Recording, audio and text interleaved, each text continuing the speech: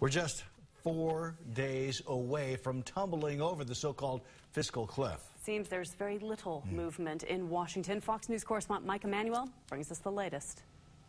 If we go over the cliff, and it looks like that's where we're headed. A pessimistic tone from the Senate Majority Leader with the U.S. economy heading for the fiscal cliff in a matter of days. President Obama and senators cut their Christmas vacation short with time running out for a deal to be struck. The president called the top 4 congressional leaders last night.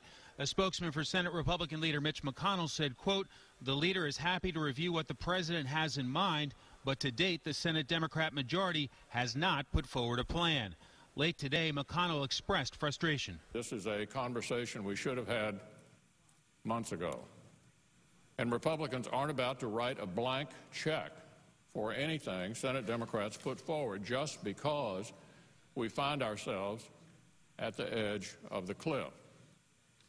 That wouldn't be fair to the American people.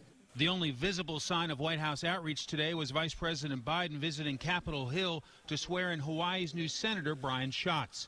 Though when asked by reporters if he was going to help solve the fiscal cliff, Biden joked, "Cliff? What cliff?"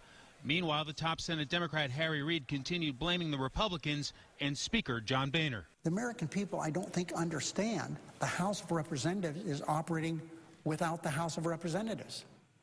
It's being operated with a dictatorship of the Speaker, not allowing the vast majority of the House of Representatives to get what they want. Aides to Boehner suggested Reid should spend more time legislating and less time talking.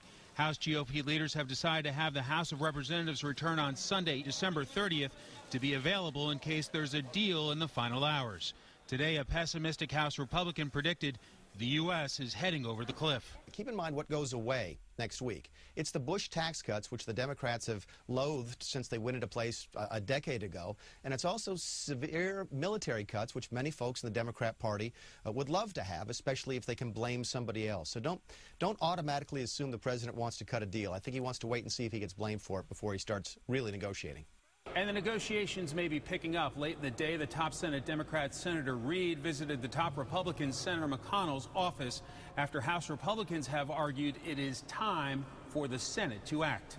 On Capitol Hill, Mike Emanuel, Fox News.